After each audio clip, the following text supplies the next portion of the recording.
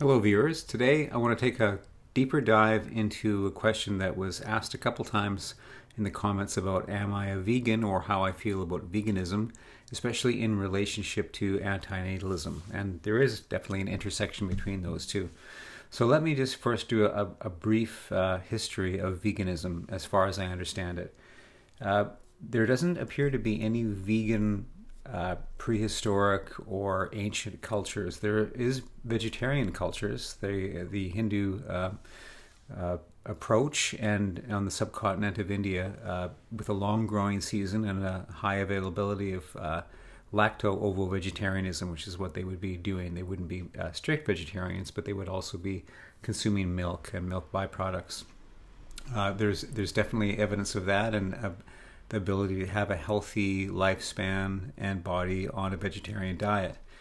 There are, of course, other areas in the planet that have a very short or no growing season, no ability to really have access to vegetables, even in the summertime in some cases, and that would be in the Arctic with the Inuit peoples, who, of course, are primarily carnivorous. They probably get their hands on some tubers and vegetables occasionally, but their diet is primarily meat because that's what's available. And they, of course, have been there doing that for many, many thousands of years. So there's good evidence that the human digestive system can also adapt in that way. Most of us are behave like omnivores, so we're eating plants and animals. And so there's a wide range here of potential diets. So the health claims for or against something are, I don't think, substantiated entirely, because everybody's a little bit different. I know vegans that do very well on a vegan diet and have done so for years, and I also know people who've tried a vegan diet and really suffered, probably due to a lack of micronutrients. So there's a health aspect to be considered here, but I think for the antinatalist or the antinatalist curious, what we're really looking for is not so much the health argument, it's the moral argument. Is it right to be killing and eating animals? And I in terms of whether I was a vegetarian for about 22 years, and then I started eating meat again for health reasons. So my decision to do that was based on my health, and the sacrifice there, of course, mostly for the animals and somewhat for my own psychology, was the conflict of eating animals, knowing that they're not giving consent for that to happen. I still am conflicted there, and I don't have a good answer. My best answer I can come up with so far is that I know that there are other ways to procure micronutrients in insects that can be made into powders. There's farms that actually farm grasshoppers, and I believe a grasshopper has about a 6-week lifespan. And about on week 5, then they gas the grasshoppers and kill them that way painlessly, almost near the end of their life.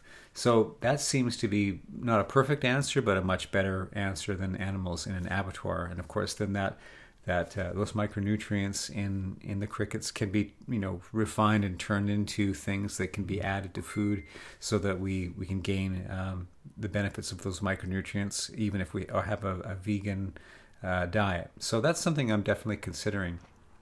But another part of this, along the consent side, is I don't believe there is, like I just said, there's no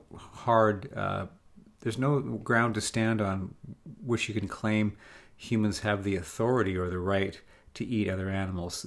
The common pushback you'll get is, well, we're more intelligent, we're more sentient, our nervous system is more complex. We can suffer more than a fish or some other animal, quote, lower animal. So therefore, we kind of have the right to use them as food. And if that were the case, if it's based on intelligence, then you could say, well, let's say a pig, whose intelligence is, about the same as a dog. What if we had a severely retarded child that's IQ rating was lower than that of your average dog? Would that child then not be available for our use for protein? And of course, people are aghast at that idea, and the reason they're shocked by it is because the argument for the use of any animal, including humans, based on their intelligence, doesn't hold up at all. all we have is a completely human-centric, arbitrary idea that we get to eat things because we can overpower those other animals. So there is, in my mind, no good argument actually for the use of animals.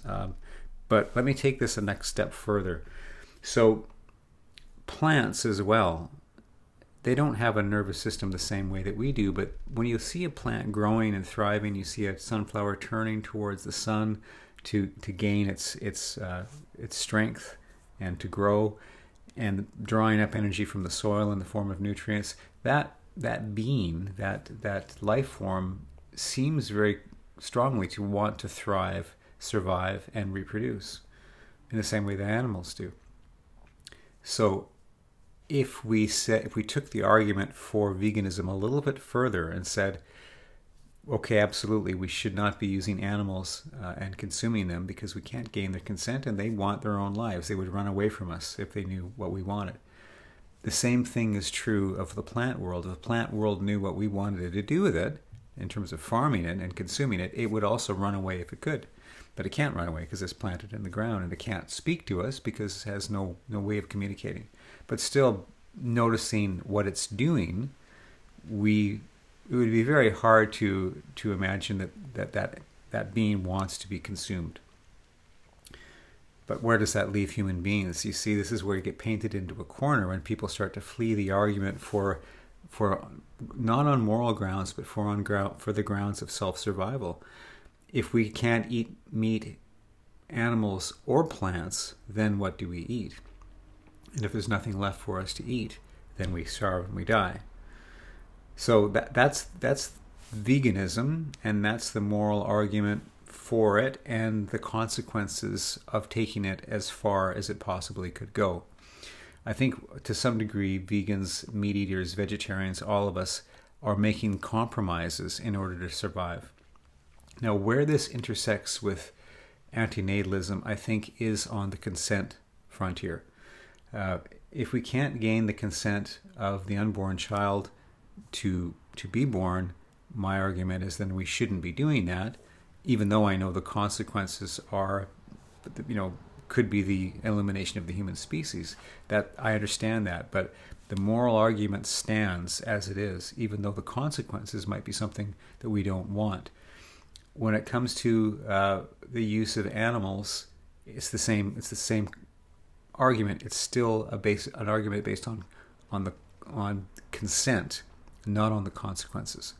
If you want an argument that says, well, we want to have an argument that just gives us everything that we want the consequences to be good, and we don't care about the morality behind it, that's another argument.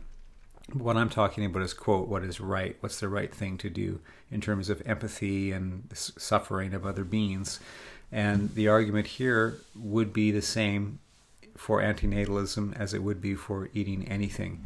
If you really want to take it as far as it can possibly go as an anti-natalist, you would not produce children, and that would be your thing, and you'd live your life out. If you're also a vegan and an anti-natalist, and you take both to their extremes, there is actually only one religion that has done this. It's the Jain religion in India, where at the Jain aesthetic, the Jain monks would, of course, not reproduce because they don't want to bring harm into the world. They also would only eat the things that drop off a tree, so like the fruit that sort of the tree makes available, rather than digging up the tree itself. That's one level. And then the next level, the final level, would be that the Jain monk would stop eating altogether and eventually just shrivel up and die. So there is evidence of this approach, and I think probably to some degree for some of the reasons that I've stated. Now, I'm not going to do that myself. If I die, when I die, it won't be through starvation. It will be through some other natural cause. But there it is. I mean, I'm laying out the argument. I'm laying out the consequences. I'm not prescribing what somebody else should do. But if you are a vegan, take seriously the argument for eating plants as well. This is not an argument against veganism. I know that often meat eaters will use this, but that's not what I'm saying. I'm just saying really consider it and recognize that you may be compromising your morals when it comes to the eating of plants. And for the antinatalist, you guys can figure out how you want to excuse me, how you want to deal with this. For what reasons are you pursuing or interested in antinatalism? Is it for moral reasons? Is it for some other reasons, maybe in your own history? I don't know. So that's the argument, and I welcome any of your comments. And those of you, of course, that are making comments, it's interesting. There's always a few that are just sort of offhand ad hominem attacks. And I would just say, if you want to do that, try to do it a little bit better. Try to have comments. If they're against what I'm saying, that's totally fine. But try to have them take a little bit of time and think it through, and then you'll be more convincing. Thanks again for watching.